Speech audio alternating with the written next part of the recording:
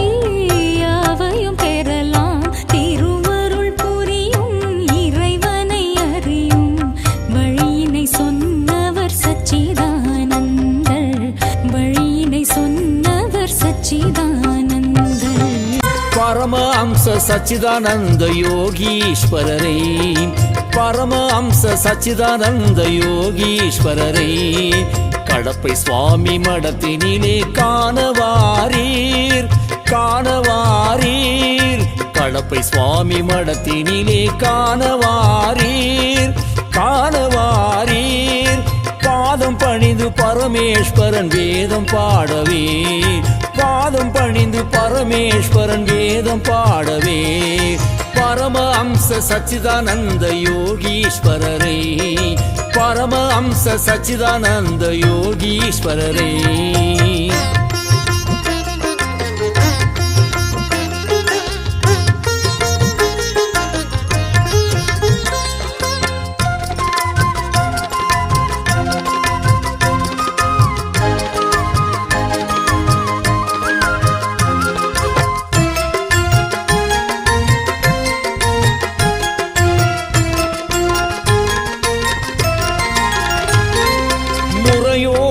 வழிபட்டு இறையோடு கலந்தவர், முக்காலமும் அறிந்த மகான் எக்காலமும் இருப்பவர்.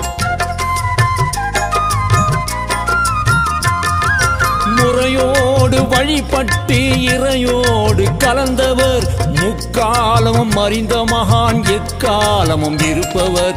அஞ்ஞான இருள் அகற்ற அவதாரம் எடுத்தவர், அஞ்ஞான இருள் அகற்ற அவதாரம் எடுத்தவர்.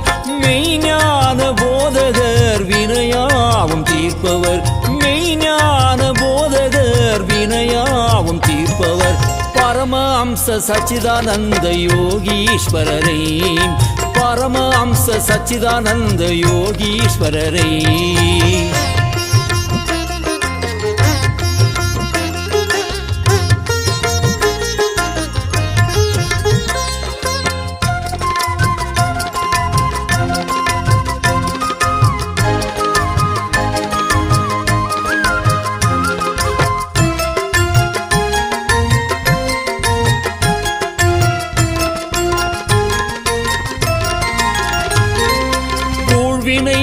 அகன்றிட தாழ்வினை போற்றிட, மேல்நிலை அடைந்திட சூழ்நிலையை மாற்றுவார். ஊழ்வினை அகன்றிட தாழ்வினை போற்றிட, மேல்நிலை அடைந்திட சூழ்நிலையை மாற்றுவார். வாழ்வாங்கு வாழ வழி காட்டிடும் வள்ளலார், வாழ்வாங்கு வாழ வழி காட்டிடும் வள்ளலார். வந்தமர்ந்த கடப்பை மடம் வாருங்கள் போற்றுவோம், வந்தமர்ந்த கடப்பை மடம் வாருங்கள் போற்றுவோம். பரமஹம்ச சச்சிதானந்த யோகீஸ்வரரை, பரமஹம்ச சச்சிதானந்த யோகீஸ்வரரை. ஓம் நம சிவாய, ஓம் நம சிவாய, ஓம் நம சிவாய, ஓம் நம சிவாய. கடப்பை ஸ்ரீ பரமஹம்ச சச்சிதானந்த யோகீஸ்வரர் கிபி 1865 ஆண்டு பிப்ரவரி 16 வியாழக்கிழமை அன்று பிறந்தார். இவருடைய தந்தை பெயர் சோமசுந்தரம் மற்றும் தாய் விசாலாட்சி அம்மையார் ஆகிய இவர்கள் சிறந்த சிவபக்தர்களாக திகழ்ந்தார்கள். சத்குருவின் பால பருவத்தில் குப்புசாமி என்ற பெயரை கொண்டிருந்தார். இவருடைய சிறு வயதில் தமிழகத்தில் காஞ்சிபுரத்தில் 8ஆம் வகுப்பு வரை கல்வி பயின்றார். சத்குரு தம் சிறு வயதிலேயே தெய்வ பக்தி மிகுந்தவராக காணப்பட்டார் மற்றும் ஏகாம்பர ஈஸ்வரர் லிங்கத்தை மானச பூஜை செய்து வந்தார். சத்குரு அவர்களுக்கு 24 வயது நிரம்பிய பொழுது ஆண்டவனே ஆசானாய் ஒரு யோகி உருவத்தில் வந்து இவருக்கு அரை மணி நேரம் யோக மார்க்கங்களையும் ஏகாந்த மார்க்கங்களையும் பயிற்சி அளித்தார். அந்த யோகி தனது பெயர் நித்யானந்தம் என்றும் இன்று முதல் உனது பெயர் பரமஹம்ச சச்சிதானந்தர் என்றும் சொல்லி ஆசீர்வாதம் செய்தார்.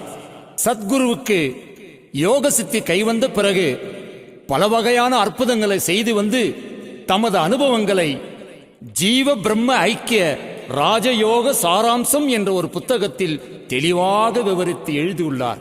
புத்தகத்தில் வேதம், உபனிஷதம், சுருதி, ஸ்மருதி, புராணம் மற்றும் புனர்ஜென்மம் ஆகியவைகளை பற்றி விரிவாக எழுதியுள்ளார். சத்குருவின் இந்த புத்தகத்தை படித்த பல்வேறு நாட்டினர் தமது நாட்டிற்கு அவரை அழைத்துச் சென்றனர். வெளிநாட்டினர் இந்த சத்குருவின் ஆசிரமத்தை நிலைநிறுத்தியுள்ளார்கள்.